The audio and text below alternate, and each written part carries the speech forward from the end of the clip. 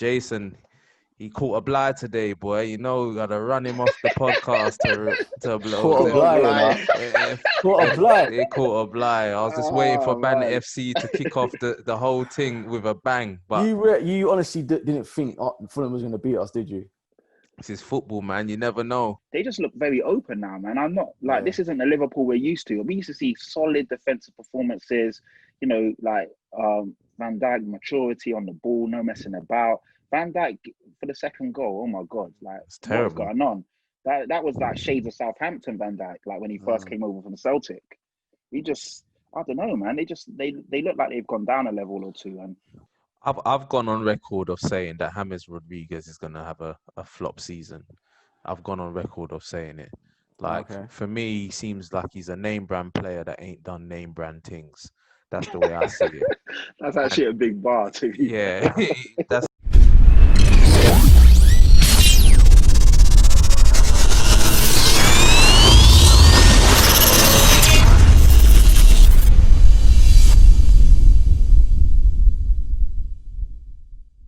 What's happening, people, and welcome to another episode of Everyone's a Pundit. This is episode 44, and it's the start of the new Premier League season, man.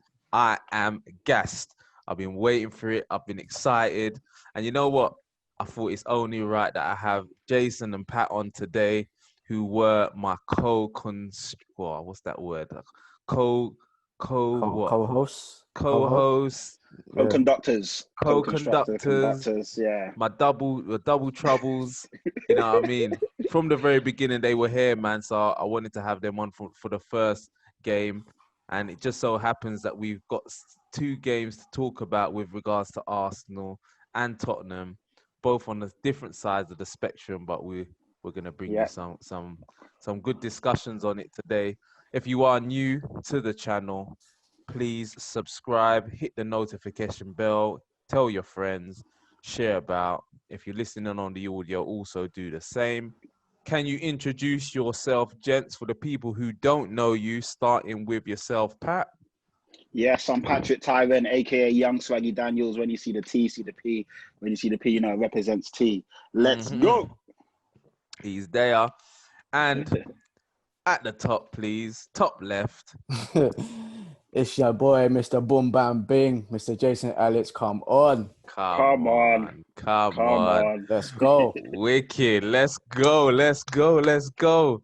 So anyway, the Premier League season is back.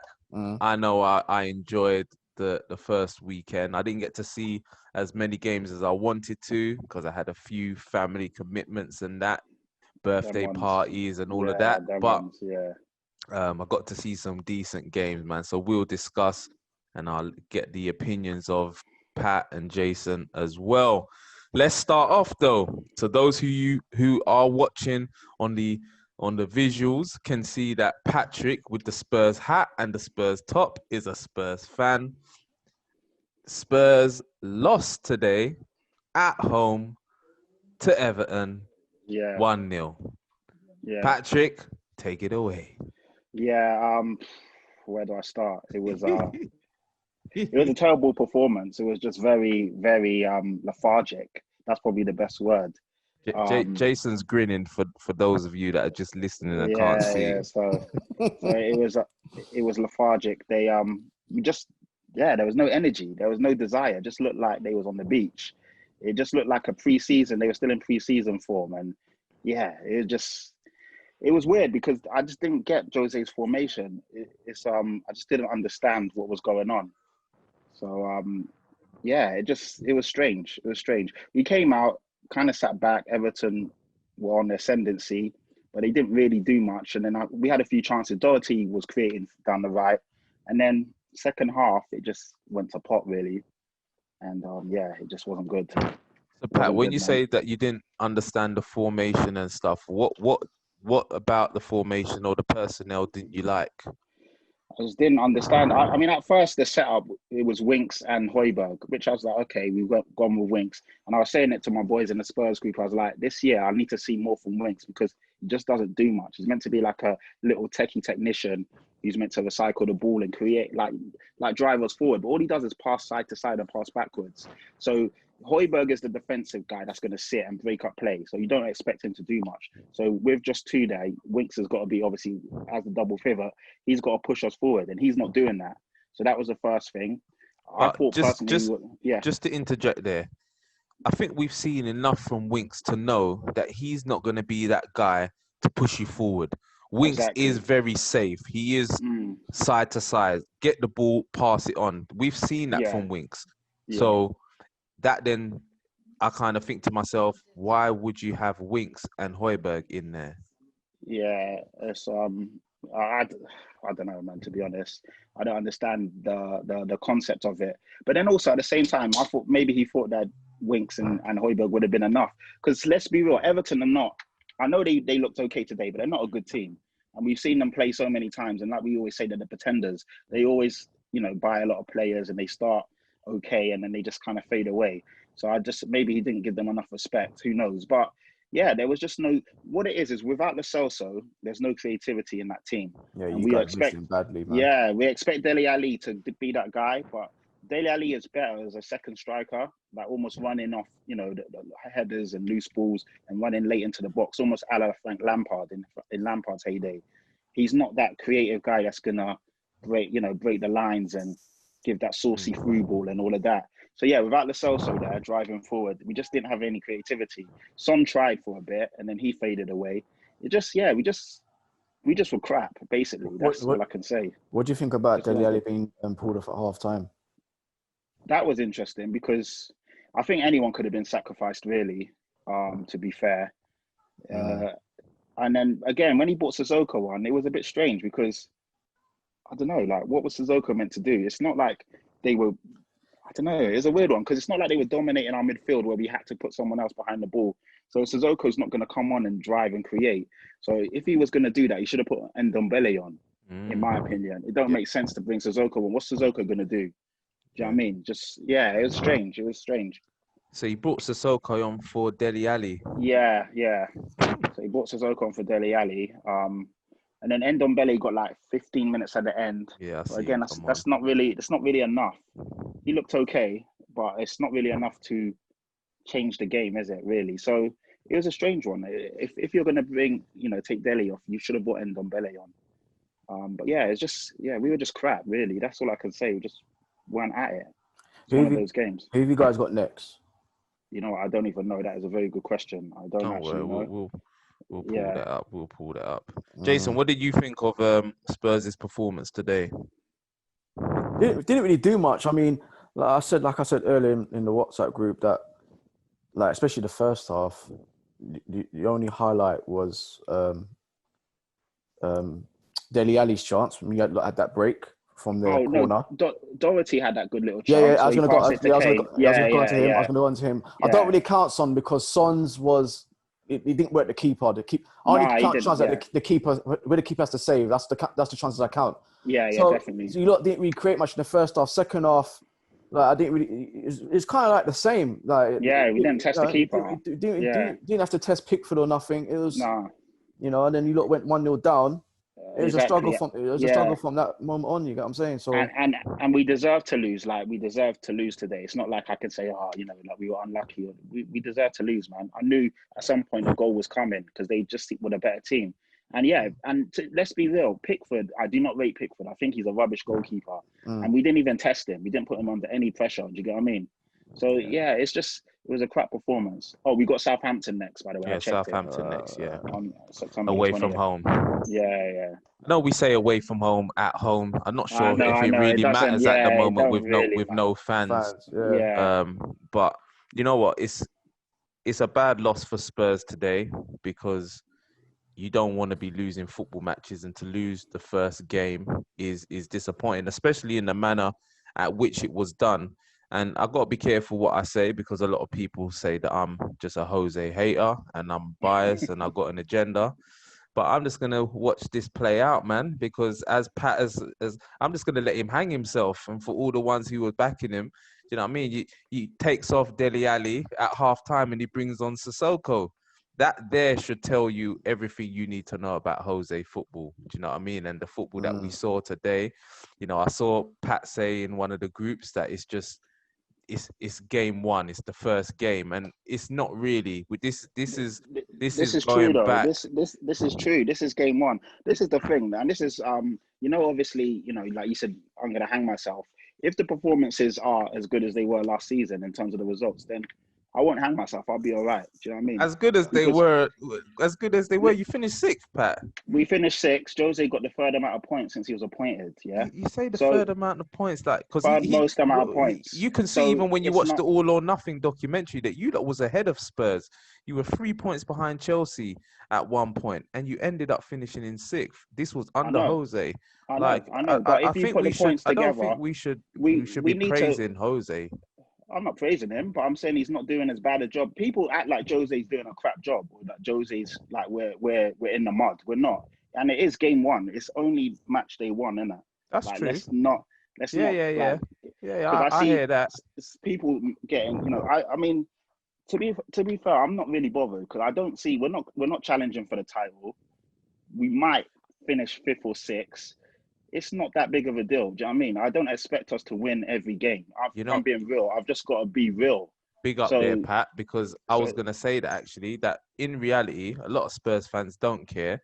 And the reason is because all they care about is winning a trophy. And they know they ain't winning the Premier League. So as long as Jose's here to win a Carabao Cup and you finish fifth this season, a lot of Spurs fans will be happy. So I don't think they're going to be bothered too much. Obviously, I'd love for us to finish in the top four. If we finish in the top four, we've done very well because obviously the teams above us are better than us. And I think they will. Man United, Chelsea, Man City, and Liverpool. That's a turnaround. No, I've got to be real, innit? They're better than us. Man United are better now, Jay. You hear that? One season. You lot are better than us. Do you know what I mean? Unless we have a crazy transfer end into the transfer window, then I'd say you lot. But you've brought in two players that you said were will make positions us that you needed filling. So correct. Why are you now relegating Spurs to potentially finishing fifth? Because I've got to be realistic. Like I said, the teams above us are better than us. Man City are definitely better than us.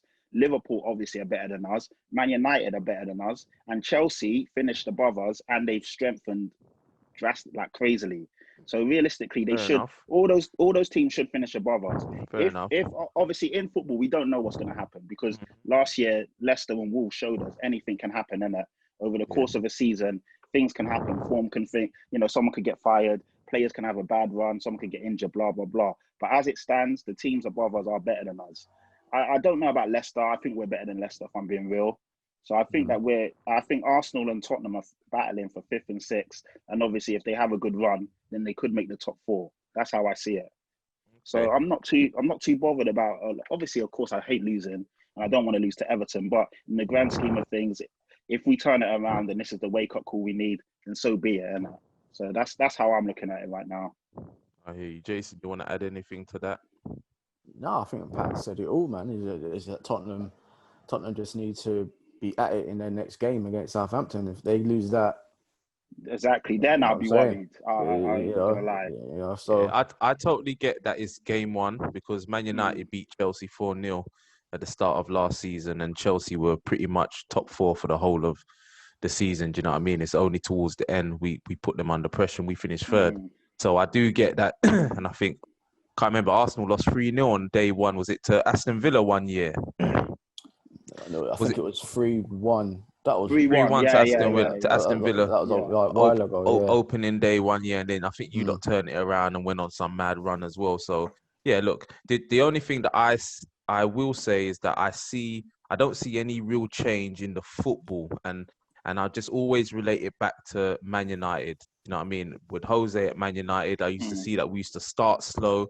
And I've even said to Lee that from watching the All or Nothing documentary, and you see the way Jose talks in his pre-match talks and stuff, I'm thinking, I don't understand why Spurs start slow, why Man United used to start slow, because he's very much from the get-go, we press, we do this, we do that.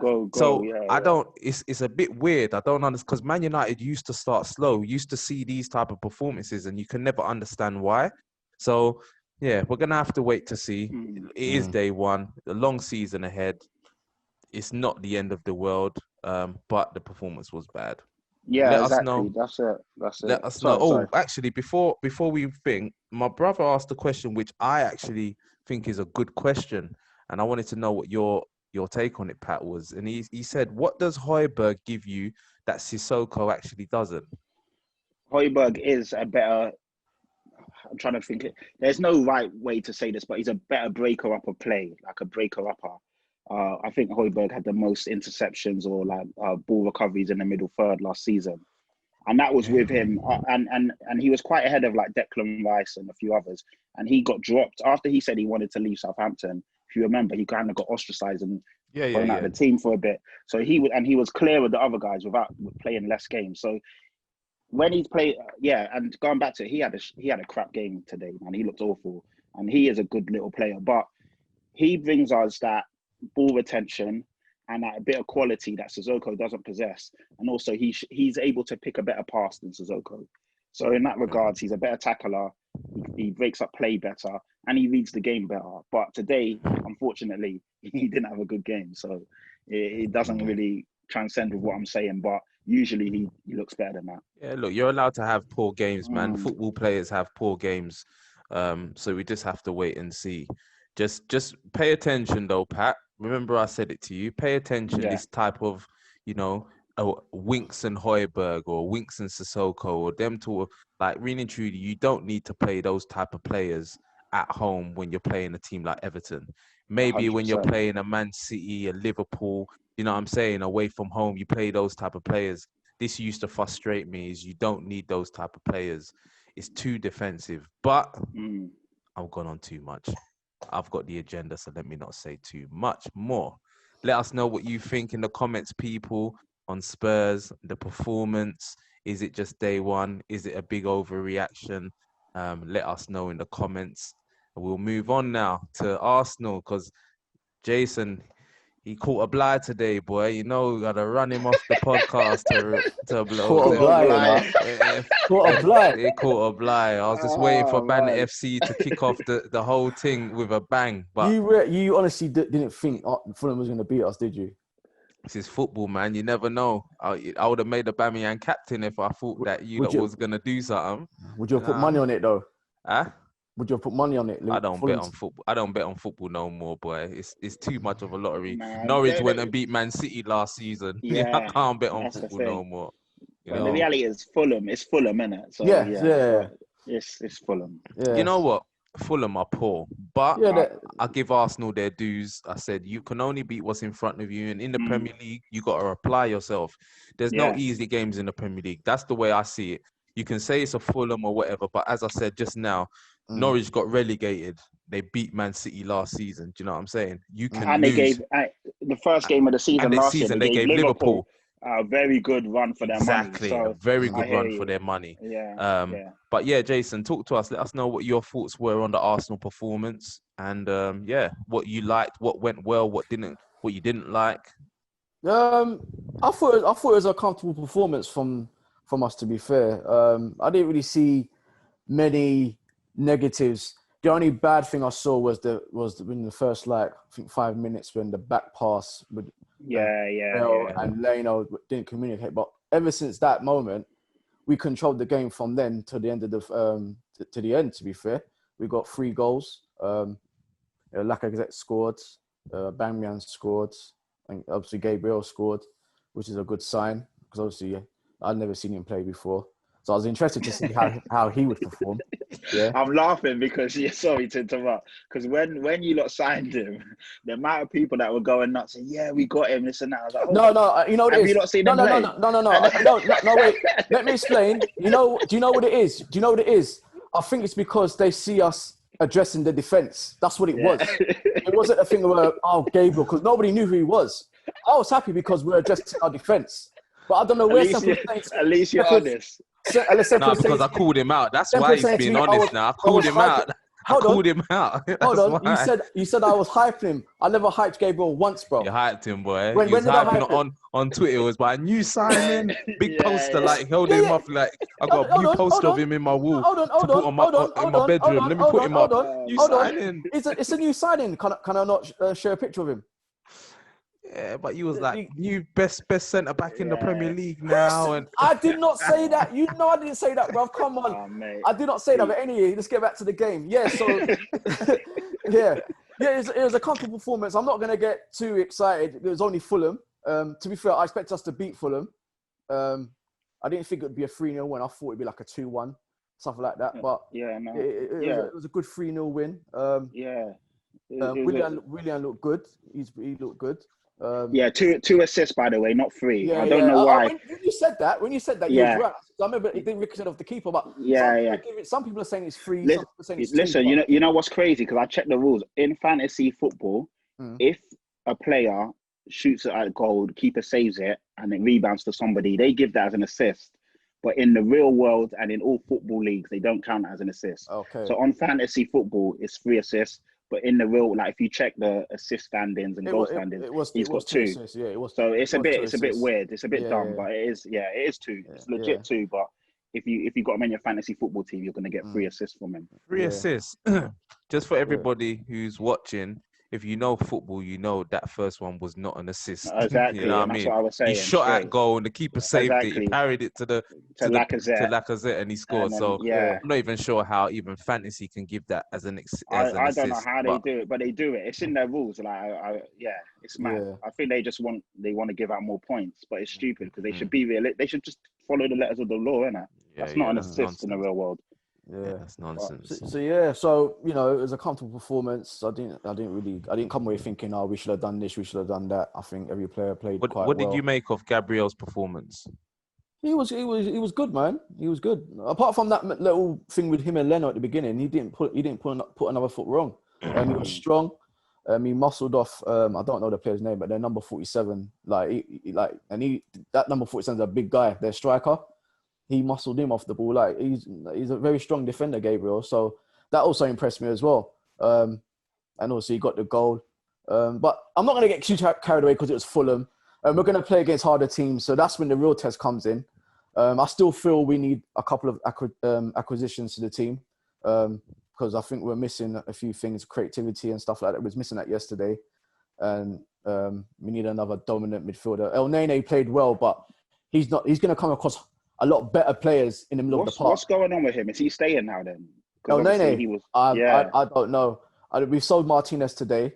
Which is it? He's gone. Yeah, he's gone. Villa signed 4-year deal. Yeah, so he's a good keeper, by the way. Yeah, but he wanted first team football. There's nowhere enough. You can't guarantee it.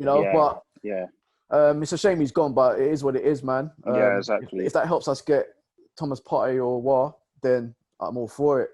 But yeah, man, it was a good performance. I can't really say that we needed to improve on anything. The team was passing it around nicely. Every player worked hard. So I'll give you your credit because obviously I said before it's only Fulham, but at the end of the day, you didn't allow them to come into the game. At this level, every team has got quality where if you allow them to press you and obviously push forward, they will create chances and possibly score. So in that regard, it was an assured performance from Arsenal, and you lot did what you had to do. 3 points, clean sheet, some good goals. You move on, innit? Move on. So we've got West Ham next week Saturday. So I'm expecting us to get 3 points from that game. We're playing at home, like you said, home away. It doesn't really matter, but they want to bounce back though after their crap performance against Newcastle. They're definitely we've got a good record against West Ham, but.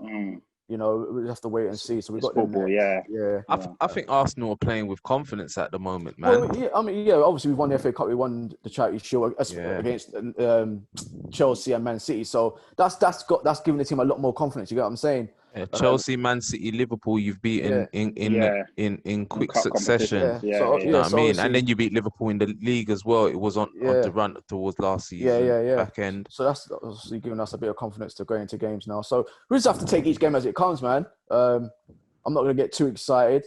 I just want to see the team perform well and just do the best they can in the league this season because finishing 8th it's not acceptable for a team like Arsenal, man. Yeah, well, it's not going to be acceptable this season now with No, the players that you're bringing in, because you brought in Gabriel, Saliba's back now as well from what was it? He Willian. was on loan Yeah, last year. You've got yeah. Ceballos back now. He's on. Or is it another loan deal that you Another got? loan, Yeah. another Another loan, loan yeah. deal for Ceballos. I don't know. The Aubameyang hasn't been announced yet, but I'm sure he's signed. I think that's done. I'm sure he's signed. Yeah.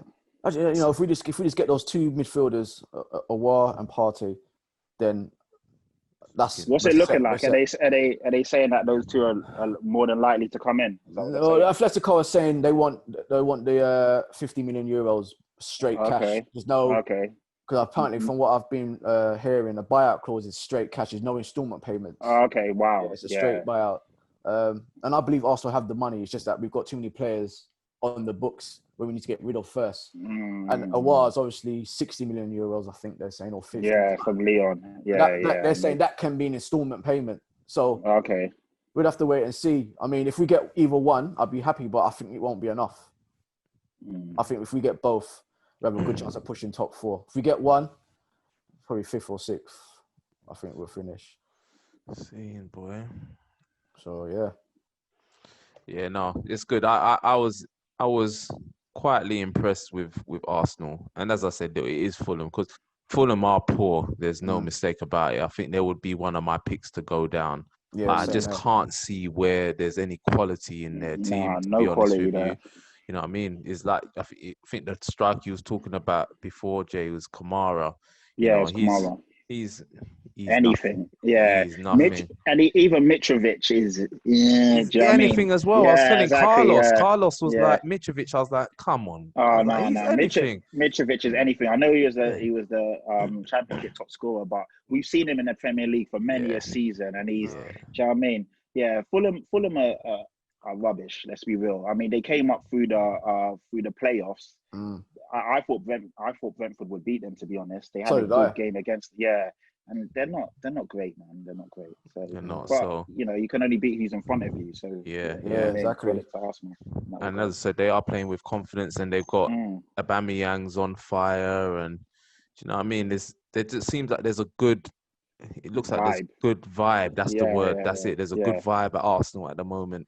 And that's always good. That would always transcend onto the pitch. Do you know what I mean? So, yeah, man, Arsenal looking good at the moment. It looks like we're not going to be able to get on to Jason for a little while. But don't worry. The time will come, I'm sure. But for now, we have to leave Jason alone. Mr. Jason Ellis. For blood, boy. Yeah, we have to leave you alone, Jason. You can sit there with your nice pillows and cushion there and relax on your sofa right now. The water boy's giving out Ciroc at the moment. So he's doing all right. He's upgraded. No, you have to respect it. He's not a water boy, mate. He's not a water boy. He's still the water boy. I'm still giving him that title. He's Arteta. He's earned the right to be called his name now, boy. Let us know in the comments, people, what you thought of the Arsenal performance, what you think about their potential new signings. Also, if you think that they can push top four this season, because Jason's being conservative, but let us know what you think in the comments section below if you're watching on YouTube. Let's move on to the league leaders, not the league leaders, sorry, the champions. Liverpool. We're the league leaders. Yeah, sorry, Jason. Sorry, Jason. I'm ramping. No, you might as well take a screenshot of that league, boy, and start posting it about league. I'm ramping. Go on. But yeah, no, the champions. What did we make of the champions' performance yesterday in their 4-3 win against Leeds United? Two penalties as well. Two penalties. That's all I'm going to say. The first one was harsh, very harsh. The ball ricocheted off his knee onto his arm. I don't know what he's meant to do in that regards. Oh, did it hit his knee first? I thought it hit his arm straight. Nah, hit his knee, man. And allegedly they're not meant to give those, but he gave it. But it's Liverpool though, isn't it? So exactly. So that one, I felt hard. I felt they were harsh done by on that. They just look very open now, man. I'm not like this isn't the Liverpool we're used to. We used to see solid defensive performances, like Van Dijk maturity on the ball, no messing about. Van Dijk for the second goal, oh my God, like it's terrible. What's going on? That was like shades of Southampton Van Dijk, like when he first came over from Celtic. I don't know, man. They look like they've gone down a level or two, and obviously, yeah, it's the thing is, every team's gunning for Liverpool now because they are the league leaders, they're the champions, blah blah blah. And if they keep putting in those kind of performances, they're gonna struggle. Yeah, you're already seeing defensive 30s. It happened Yeah. against us at the Emirates with Van Yeah.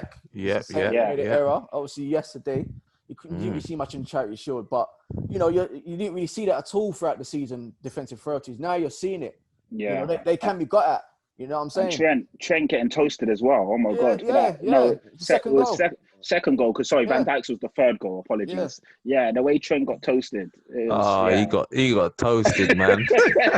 I had to laugh, but I had to go to Twitter straight away and just be like, you know what? I like my defenders to be able to defend. That's all I'm saying. You know what I mean? For me, you got to be able to defend to be the best defender in the world.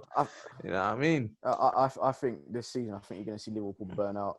If they don't add a couple players to that team, I think you're going to see them burn out.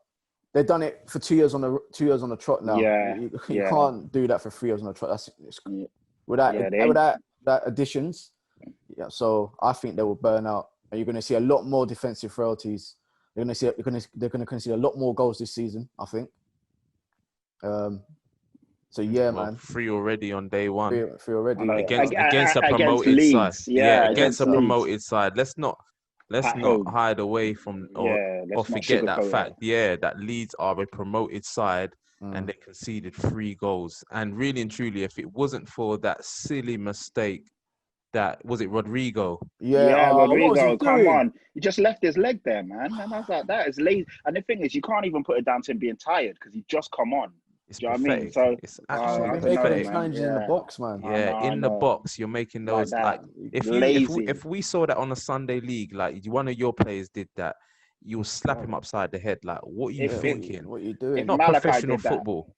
My son, he's 10 years old. If he did that, I'd be onto him. I'd be screaming at him from the sidelines. And he's 10. Exactly. You know what I mean? Like that was it was so silly, man. But yeah, for me, and this is the thing is you can't really have these type of conversations with most Liverpool fans because they're too emotional about it. But Liverpool, we've seen the decline for a little while now. It's 100%, it's nothing 100%. New. You know, it's nothing 100%. New. We saw the decline after lockdown, even before lockdown, we saw the decline. When Atletico Madrid come to the Anfield, Morata was running the pitch and was doing bits. Morata, the same guy that couldn't buy a goal at Chelsea. That's when I was like, "Wow, something's not right here." Do you get what I mean? Yeah, and even last season, you know, if you was to go through all of the Liverpool wins and stuff, you would be able to. And don't get me wrong, this probably happens in most, if not all, championship winning teams is you ride your luck at times. But what the point I'm making is that Liverpool got to the point where they had won the league basically by Christmas, and that gave you the perception that they've walked the league. But they weren't blowing teams away. I'm telling you, if you go through the games, you will see there were so many games last season where the last minute win here, last minute equalizer here, or a penalty here, penalty there. It will get them over the line. It was their year last year to win it. But I'm telling you now, just like before when Man United used to win games before they entered the field, Liverpool were like that. It's the aura's gone now. The aura's gone. No fans as well is going to affect them as well, I believe. And 3 seasons in a row, they need to add. They need to strengthen. They need to, you know, you can't rest on your laurels. And I think we're going to see Liverpool struggle this season. Struggle in terms of not winning the league. Struggle. I'm not saying that they're going to be. They're definitely going to finish in they're definitely going to finish in top 4. I think they finish second, if I'm being real with you. City first, Liverpool second, Chelsea third, and I'd probably say Man United fourth. At the moment. I think Chelsea are going to have a big run, big say on this title this year. But I agree that Liverpool will finish comfortably inside the top 4. So when I say that they're going to struggle this season before the Liverpool fans try to jump on and leave them, you know what I mean? I'm not saying they're going to, I'm just saying they're going to struggle in terms of not retaining their title. That's what I believe. Yeah, I agree. What do you make of Leeds, though? What do you make of Leeds, Pat? They looked all right. I mean, it's hard to say. To be fair, it's hard to say because I don't know. like, no disrespect to Liverpool, but that defensive performance was just like that game could have been 7-7. So I can't really judge them yet because Yeah. I need to see them in a more structured, environment against a team that actually is playing defensively. Because I think Liverpool were just like, you know what, we're just going to outscore you. It was one of them ones, Yeah. and Yeah. it was a game of basketball basically. It was just chance after chance after chance. So. Yeah, they looked okay. Patrick Bamford isn't the guy, though. Let's be real. He's not the guy. He had a chance and he Yeah. flunked it. Oh, is it when he I went know he round? got. He went round Allison. Yeah. I know. Oh Oh, God. mate. Yeah, he's not the guy. Why I know he was got his goal Rodrigo in the not end. playing? He's just came over, probably not Is with new match signings. fit. Yeah, not acclimatized. Okay, Doesn't really okay. know. Might not know a lot of English or blah blah blah. So they went with the guy that got them there, innit? So they went with Patrick Bamford, but. He's not the guy, man. Yeah, I don't know. I need to see them. To be fair to Leeds, I need to see them in a more structured game so I can really judge them. They looked okay. They got some players there, but it was a game where you can't really tell because that game was a bit mad, didn't it? It was entertaining. Don't get me wrong, but it's not. It wasn't a good game of football in that regards to Yeah, judge a team. that's one thing that, and I said we do have to be careful because it is Liverpool that they've played, but at this level you can't be conceding 4 goals, man. Yeah. And that's the reality. They did concede 4 goals. Yeah, they scored 3, but they conceded 4. The way that they play football, you can see they play some nice stuff. They play out from the back. They like to play football in the right way. It does remind me a lot about Norwich and the way Norwich approached the game last season, because Norwich got me gassed early on, and I was thinking, yeah, Norwich are going to be all right because they've got players that can play football and stuff, but at this level, you've got to be able to keep clean sheets. Now, I think this is definitely one where it's day one. We don't really know what's going to happen. We have to see them over the next few weeks to see how they're going to perform in the Premier League. But conceding 4 goals, I think should be concerning. But it is day one, so have to wait and see. I will say that they will cause teams problems, I believe. Because they do play good football. They looked all right. They looked worthy of being in the Premier League. Yeah, being in the Premier League. They looked worthy of being. They're not there to make up the numbers. I reckon they'll be all right this season, but I also reckon they will cause some teams problems. But it's too quick to judge them now. Yeah, wait after about 10 games. See how they fare after 10 games. Then you can kind of say, okay, because when you get promoted and it's the first game, you always want to give a good impression in it. That's what most of these promoted teams want to do, give a good impression. Then as time goes on, you start to really see what they're really about. Are they really about the Premier League, or you get me? So I'll wait till around about 10 games, and I'll judge these then. Yeah. Let us know in the comments, people, what your thoughts are. Do you think Leeds will stay up? Did they show enough? As Jason said, they definitely showed or looked like they were worthy of being in the Premier League. I think that's a great compliment to give them. They went toe-to-toe with the champions and didn't look out of place. So let us know what your thoughts are on that. And in the same breath, what do you think about Liverpool? What does that say about Liverpool that they didn't really, you can't really say that if Leeds had got a point yesterday that they didn't deserve it. So, do you think Liverpool have problems? Do you think that they're going to retain? Where do you think Liverpool are at the moment? Let us know in the comments below, people. So if we was to segue on then really to the other promoted side, West Brom, what did you make of their performance? I think they're awful. I think they're probably doomed, man. They didn't really impress me too tough from what I saw, because I was in and out watching the game, but I didn't really see them create any problems against Leicester. They got beaten 3-0 comfortably. So I think they're going to have problems staying up. If they do stay up, it will be like a skin of their teeth type stay up. It won't be a thing where they've done all right to stay up. It'd be like they'll be finishing like 16th or 15th or something like that. Like a couple of points above the relegation zone, I think. You know what this has showed me this year. It showed me that the level between the Premier League and the Championship is miles apart. Yeah, it's massive. Because the teams that have come out, like West Brom and Leeds, they obviously they were 1 and 2. West Brom comfortably got promoted last year, and today they were atrocious. And this is them strengthening as well. Don't forget they've acquired players. and they were just out of sorts. I know it's only game one, but yeah, I just think that the Championship is miles off the Prem, man. I know now and again you get a team that comes up and does well, but Jesus, today, yeah, you could just see they just looked like they were just out of ideas, isn't it? You got to think West Brom have been in the Prem before they got relegated. They were in the Prem for how many seasons? Yeah, quite a while. So it's not really.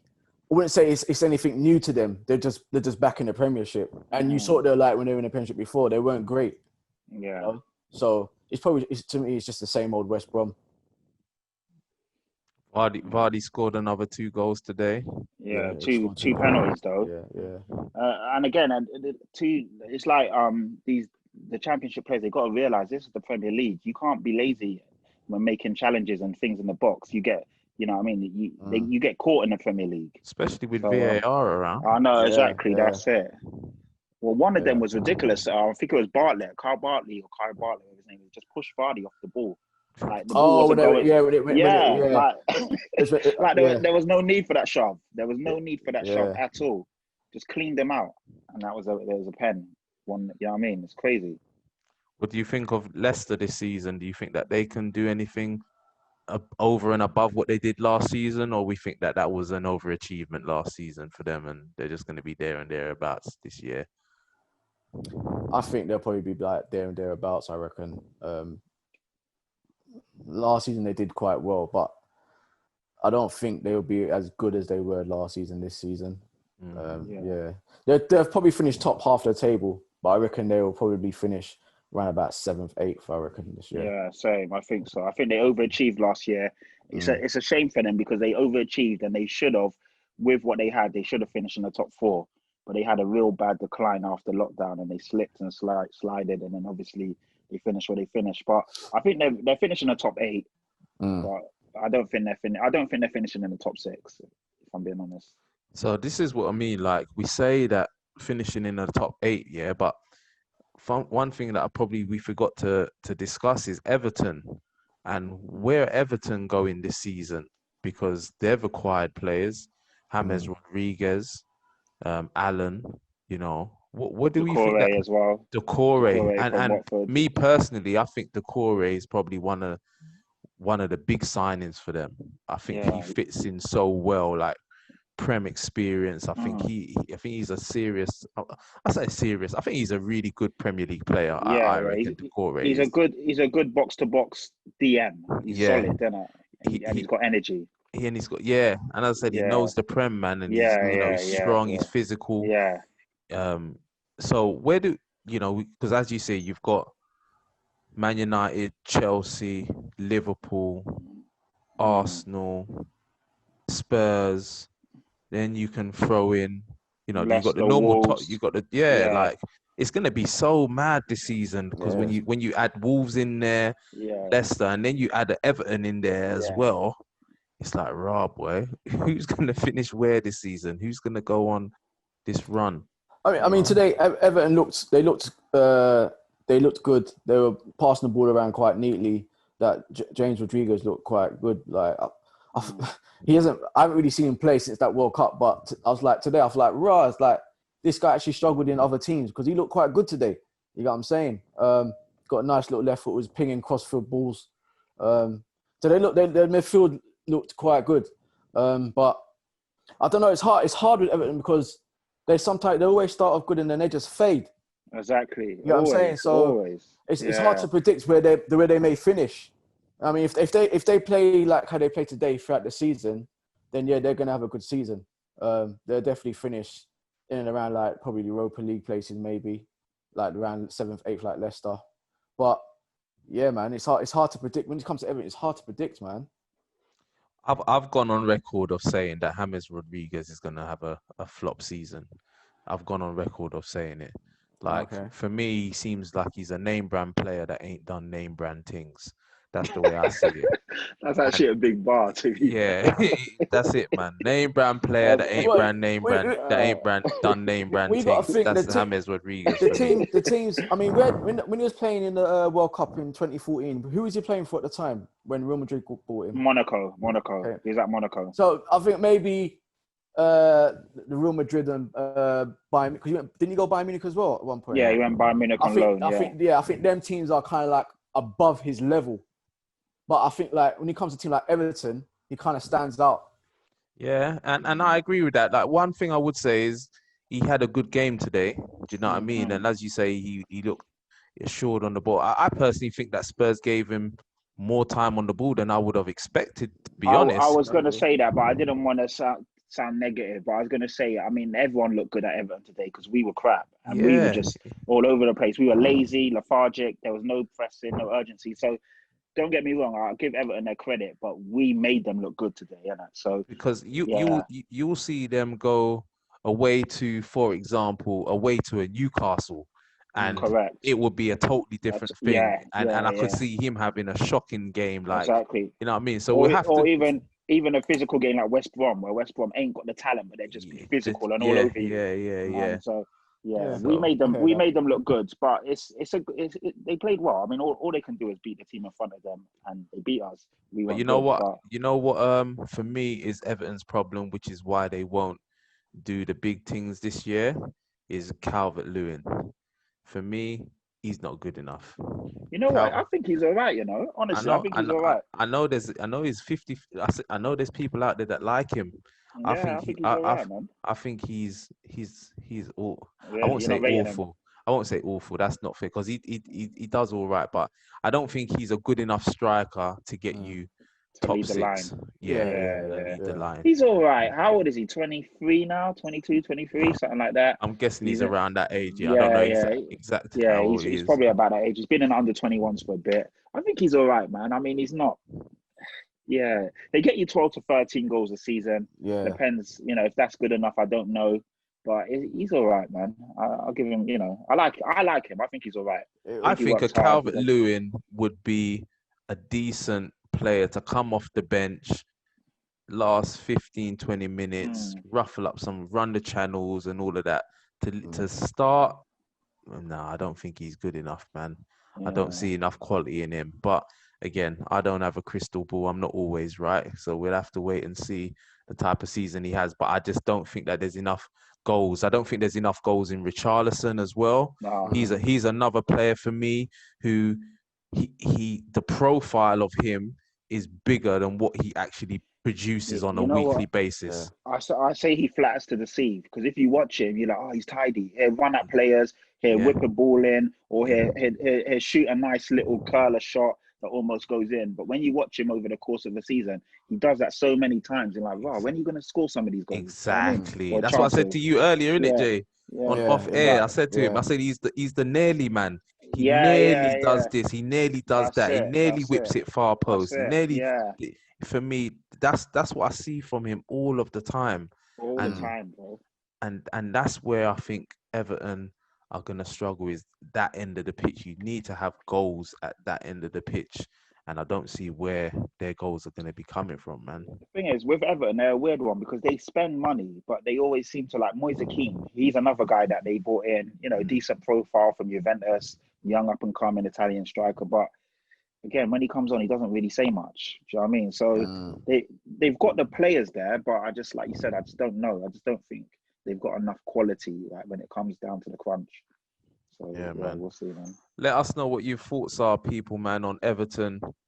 What you think their prospects are this season. What do you think about James Rodriguez? I know there's a lot of people I've seen on Twitter that are riding for him, and there's a few that believe what I think is that he's not anything special. So let us know what you think in the comments, and also about Leicester, where you think that they're gonna finish this season and if they're gonna be able to do anything near what they done last season. We've got a couple more games to just discuss, and then we'll move on to just reviewing what we think will happen in the games tomorrow, or by the time this comes out, it would actually be the games that happened last night.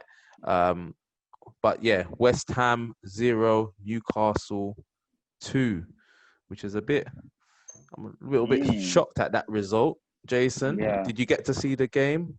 I was watching bits and pieces of it, but I had to head out to work, so I had to log off. So I didn't see the goals. Okay. Yeah.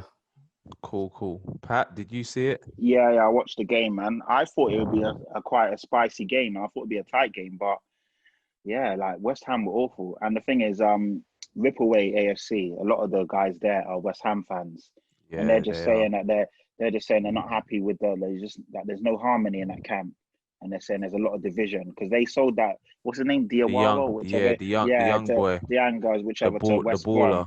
Yeah, and that divided a lot of opinion, and they just said there's not a good harmony in the camp there.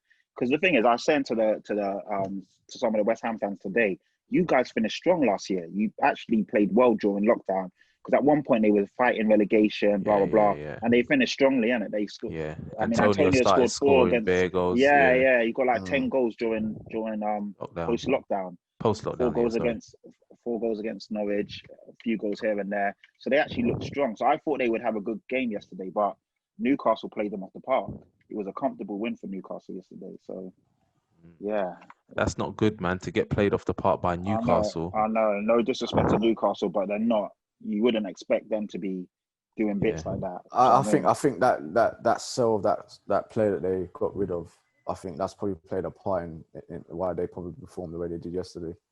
You've even had Noble coming out cussing yeah, as remember, well. remember the tweet? Remember the tweet that he did? Yeah. And then so, Declan Rice liked it and then quickly unliked it. I'm serious.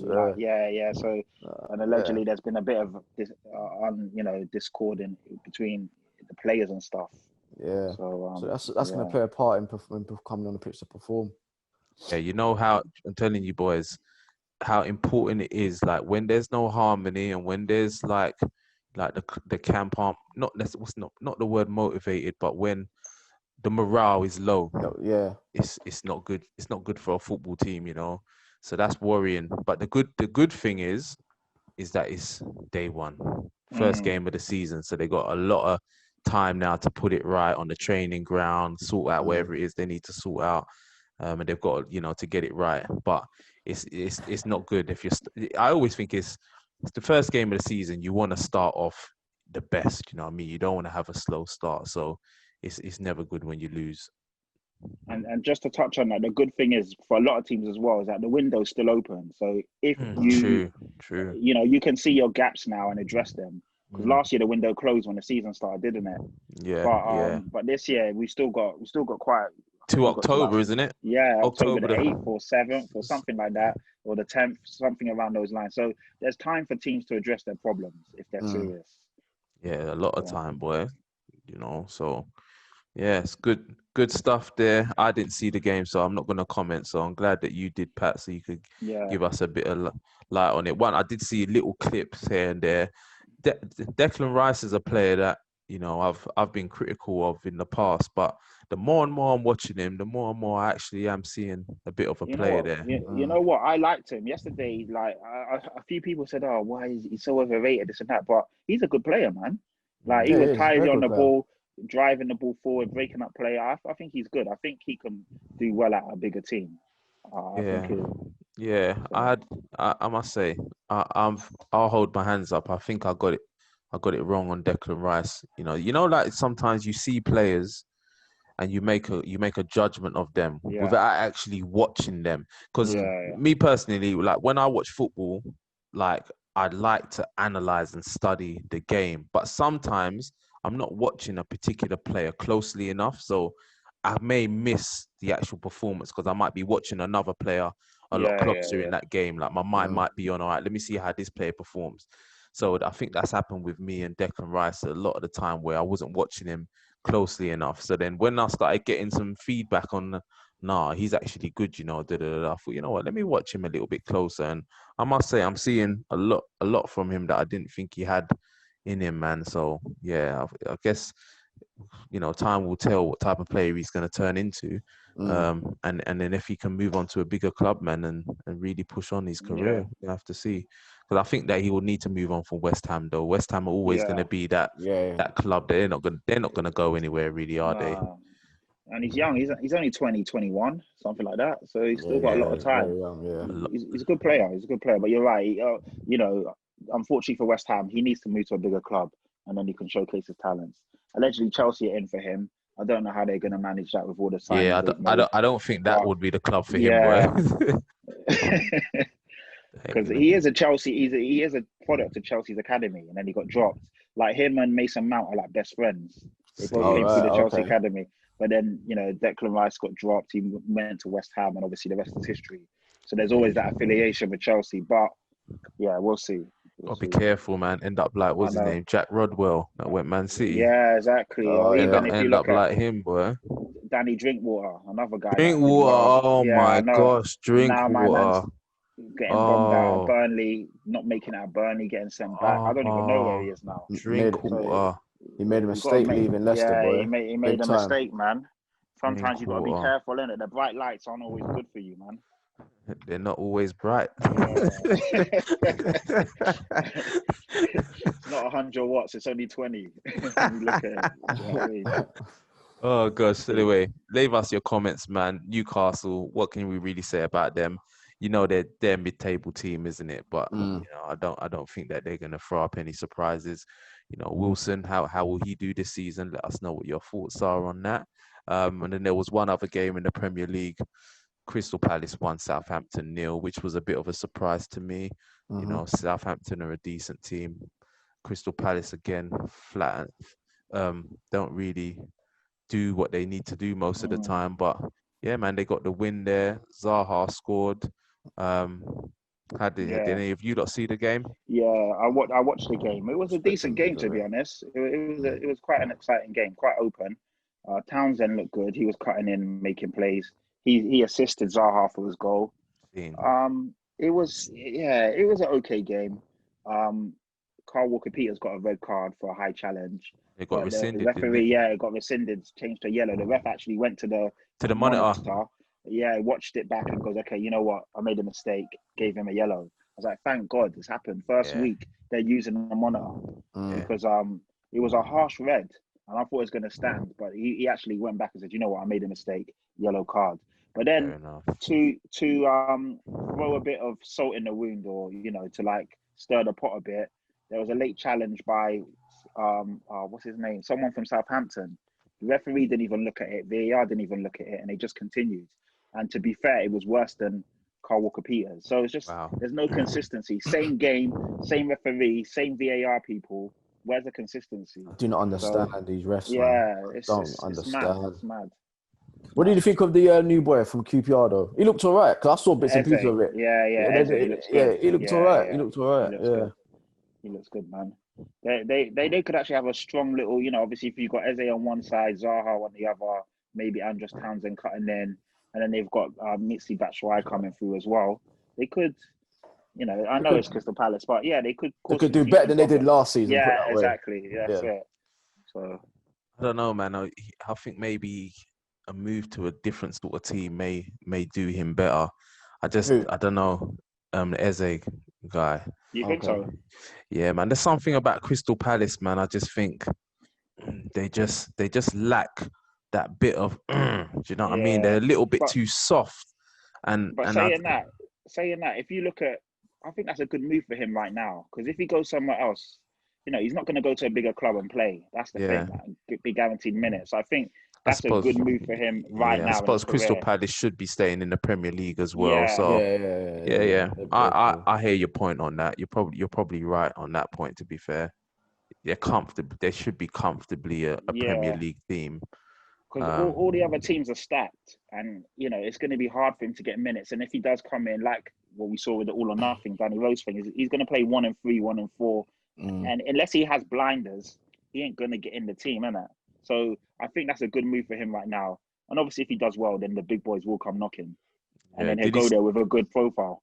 So he didn't start the game, did he? No, he didn't. He got about 15 minutes at the end. Yeah. I have to wait and see with Crystal Palace. But one thing I would say is it was a good win. It was a good win. How did Southampton play? Because again, I didn't see it. I was out with commitments this weekend. They played all right, man. They played okay. Carl Walker-Peters actually looked quite good. He was creating some problems, whipping in crosses. I got him in my fantasy. So he did quite well, to be fair. They just, I don't know, they just didn't have that fight. They just didn't have that bite. They just weren't on it. But again, it's game week. It's match day 1, game week 1, whatever you want to call it. There's not too much to worry about. They looked okay, But yeah, it's one of I them like ones. Carl Walker Peters. I remember I was on Shoot the Defense podcast, and I Yeah, can't remember the game. But I was saying, man, I see something in him. I think he's a decent player. So yeah. I'm hoping he has a good season, man. I'm hoping he has a good season. So that's it, boys. With that, what do you reckon will happen with Chelsea and Brighton? No, Should be a pasting. I'm expecting Chelsea to win should that. be that should be a hammering. Let's be real. To be fair, I'm excited to see how they fare with their new players, Chelsea. Yeah. I'm excited to see how Timo Werner. Werner. I'm excited to see how he's gonna do. ZX injured. Oh, he's injured. So yeah. ZX injured. Thiago Silva's also, he's not match fit, so he probably won't play. But all the rest of the guys should feature. So it'll be interesting to see how they stack up. The thing is, they're actually stacked. So it's going to be proper. They need to get rid of some players. You can't call it. I don't even know who's going to start, how it's going to work. What's going to happen with their youth players? I know. Mason Mount. Yeah, you got allegedly. Loftus-Cheek. Yeah. All them players. Loftus-Cheek won't get anywhere near this team. That's what I'm saying. Even not even Loftus-Cheek. What's the other guy? The young Hudson-Odoi. Yeah, that's it. Oh. Even him. What's going to happen with him? He signed a new deal. He's done now as well. Yeah, he's done. Because these guys that are coming in for Big P, they're going to want to play, innit? You don't sign someone for 50, 60 million and sit on the bench. I know, these men are first teamers, Ziyech and Werner and them, yeah. So it's a bit peak. Even Mason Mount, his minutes are going to be limited this year because Kai Havertz is literally going to slot in right where he plays. Yeah, so it's going to be very interesting. So yeah, I'm excited to see. I mean, I say this, I'm excited to see them play. I hate saying it, but I want to see them play and see what happens. Obviously, as a Tottenham fan, I'm a bit ashamed to say that, but I'm excited to see how they get on. Hopefully they flop, but realistically, with that much quality there, they should do all right. Do you know what I mean? So, yeah, look, I think this is, you know what it is about Chelsea, which is why I thought that they would beat Arsenal as well. And I thought they would beat us as well. Every year they win something. Every year. And it doesn't matter if they sack a manager, if it doesn't matter what Chelsea do. They always seem to do well. Do you know what I mean? And now they've got all of these players. There's something about, I'm just thinking, there's just something in me that's just thinking to myself, you know what, Chelsea are flipping going to do a madness this year, you know. They're going to do a madness. It's possible, man. Chilwell. Oh yeah, I forgot about Chilwell. He's injured at the moment, but yeah, Chilly's coming as well. Chilwell on the left. Mad. Where they have Aspilicueta probably on the right, but then they've even got Reece James, who I think is actually a baller as well. Yeah. Thiago Silva, I think, is a great buy because even if it is for a year, they'll get him in. Him and Rudiger, he can just control so much experience. Do you think Thiago Silva will start? I don't know, you know. I think so. I think so. It's because, you know why, Pat? It's because, what is it, Christensen, Zuma, or Rudiger? They're three centre-backs, They don't rate them.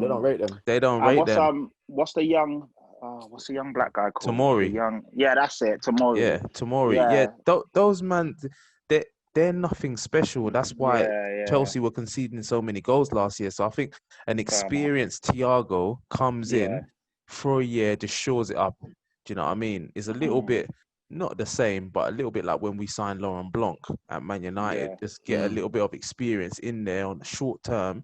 I think he will start personally. Okay, that's good. But that'll be interesting to see. You're probably right, to be fair. You're probably right. They've still got Kante, Havertz, Barkley, Mount, Kovacic. And Kovacic. Jorginho, what's his name? Jorginho's finished. Jorginho. He's finished though. He won't get minutes. You know, he was playing at the back end of the season. He was featuring a lot. So I don't know, but yeah, he was playing.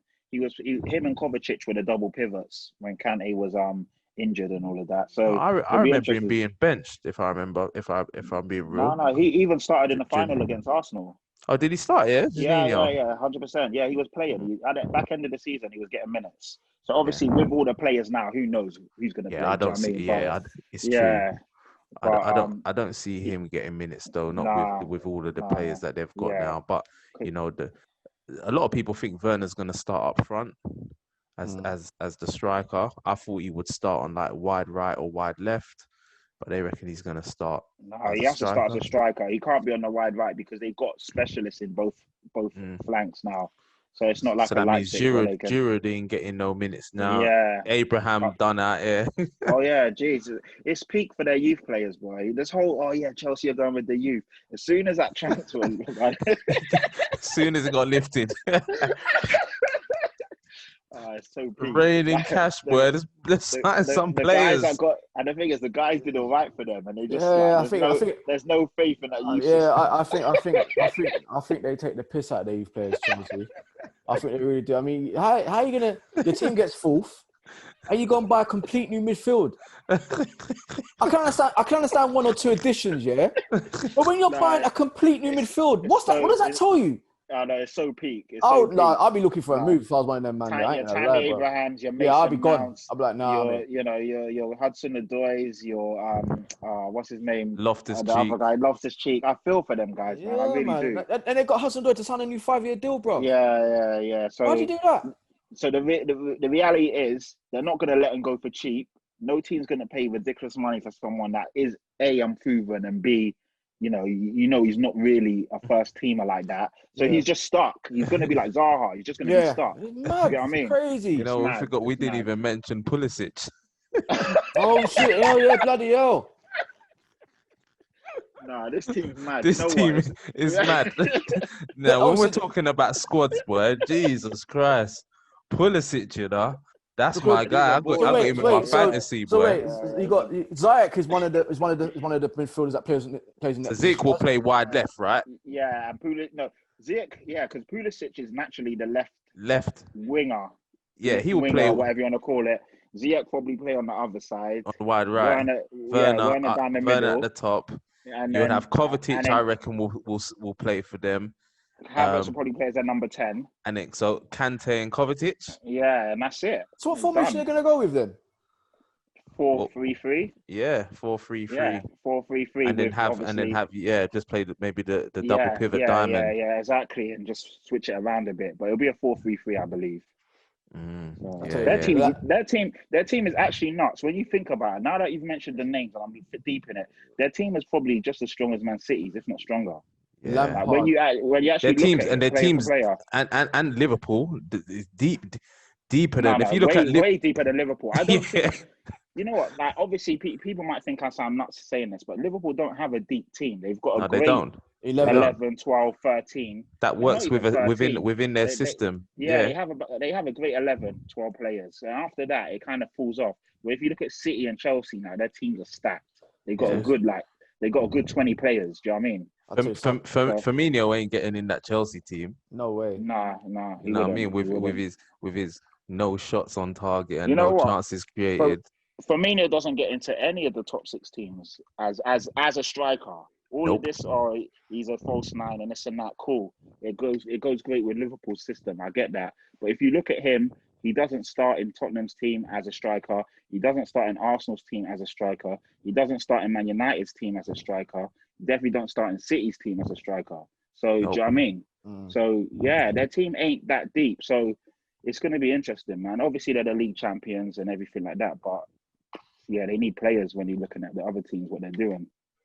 Yeah, and they do, man.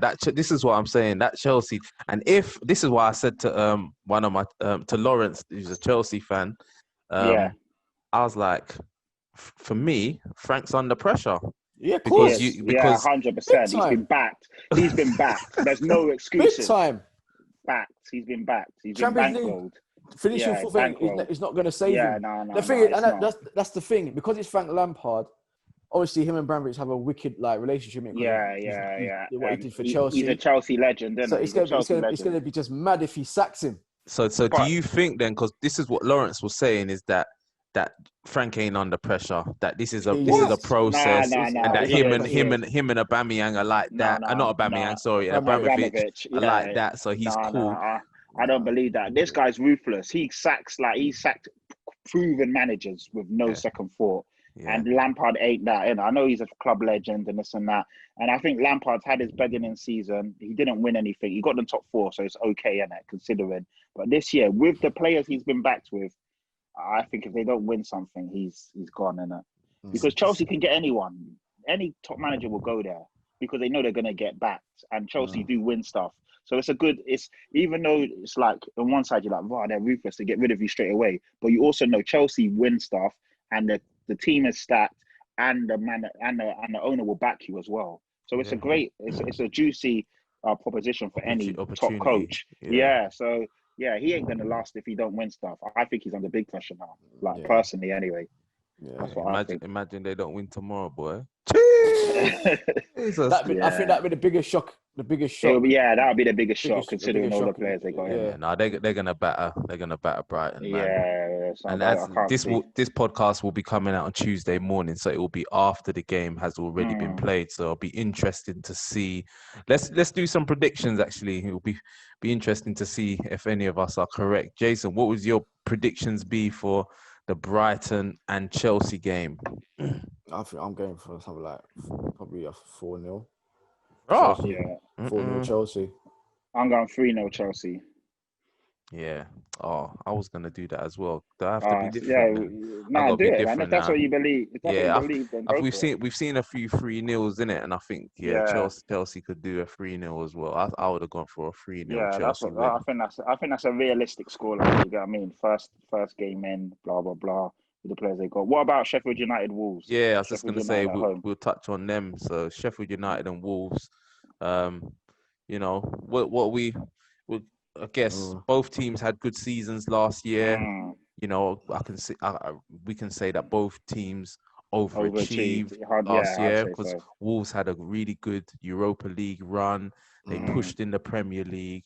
Sheffield United also done amazingly well. Yeah. So, but you know what happens? I think Wolves will probably have another consistent season. This year, Sheffield United, I expect to finish in the bottom half of the season. That second season syndrome will kick in. Their squad ain't that deep.